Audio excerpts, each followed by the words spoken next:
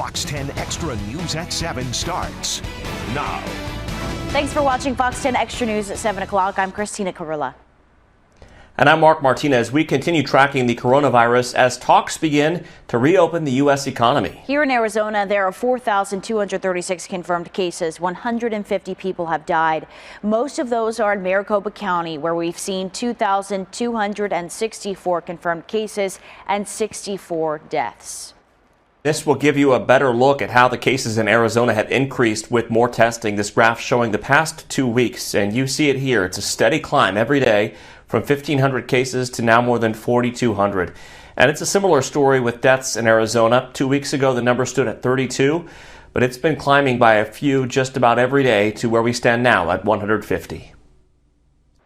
The Chinese American community really stepping up here during the fight against COVID-19. Today, they donated thousands of masks to hospitals in the valley. Fox 10's Bailey Miller is live with more on their efforts to combat the coronavirus. Bailey. Yeah, this was no easy task to raise the money to find the surgical masks during a shortage and to make sure they were the proper medical grade. But they did all of this while facing reports of racism and hardship during this pandemic themselves.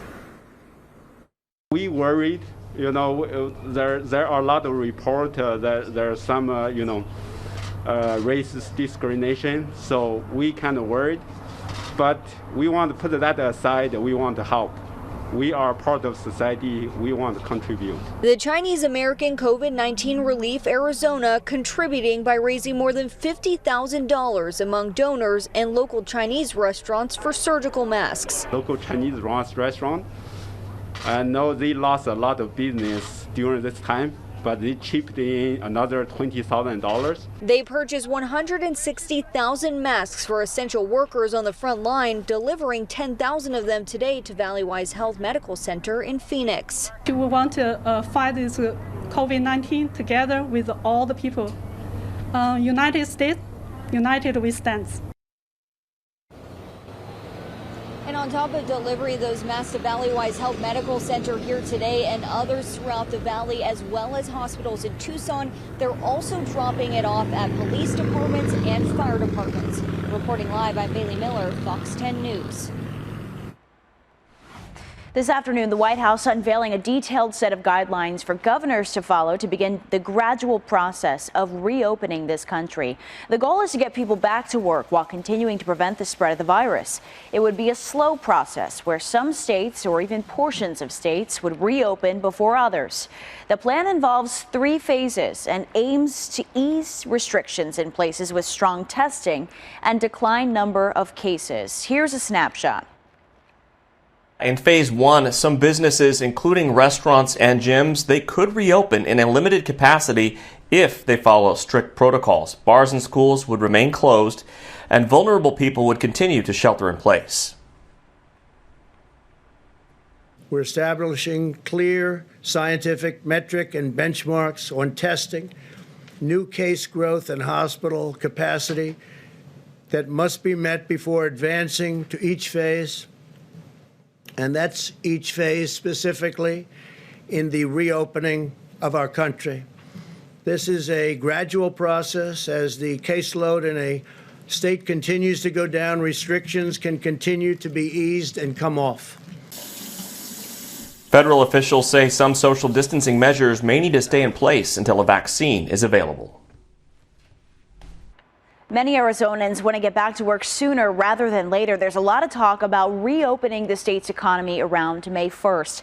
But even if businesses are back up in the next few weeks, it would take a lot longer for the process to play out. Fox 10's Brian Webb has that story. The Arizona economy is a wreck. Big businesses and small, entire blocks boarded up. 80% of restaurant workers laid off. The hospitality industry hit by 70%. Hotels at 10% occupancy.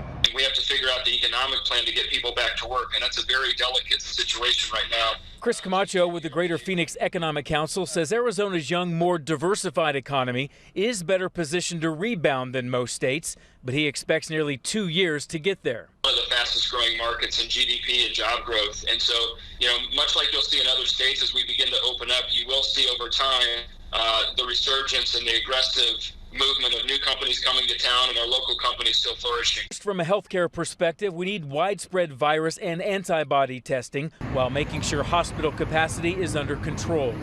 Then expect to see the economy open sector by sector based on risk versus reward, according to former State Health Director Will Humboldt. Think about the business activities, what they do, how they do it, what kind of risk it poses, and then make your decisions on what categories of industries can come back first. The new normal will likely include more people wearing masks more often, social distancing in sit-down restaurants and theaters, and large-scale events not so large anymore. Some will probably stay like this until they know there's a vaccine, and it's their call. It's okay.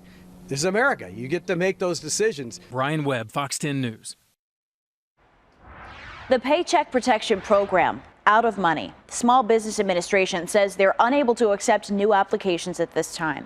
There's bipartisan support for the program, but Democrats and Republicans can't agree on how to get it done. The program was launched less than 2 weeks ago, provides loans at very low interest rates for businesses with fewer than 500 employees.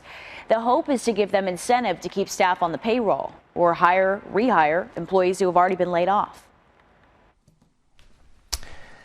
And those small businesses, again, that are hurting right now, they really need that money, and a lot of them didn't get a chance to apply. They're going to have to wait on Congress to approve more funding.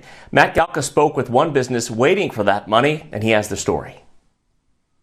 This is what it looks like when you open it. Melissa Fink's entire girly girls party venue in Scottsdale is down to this. This is a happy place usually where there's kids and they're having a good time. Fink sells craft bags online for parents and kids, but it's not nearly enough to keep 9 employees on staff. In a period where I'd normally make thousands of dollars a week, I'm making 100, 150. So it's something, and it keeps us out there in front of people, but it's not going to pay the bills. She, like so many others, turned to the Small Business Administration for a disaster loan and the Paycheck Protection Program. It wasn't easy. I applied for the emergency loan part.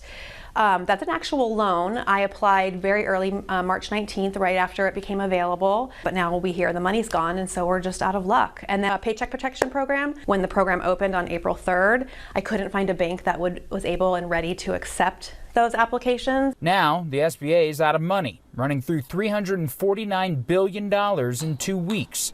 We asked what small business owners still waiting for cash like Fink should do now. We're hopeful that, as Congress moves forward and we're able to receive more funding, that the system will continue to support small businesses. I'm hopeful that businesses like mine and getting the word out about what's happening will put pressure on them, but I don't know.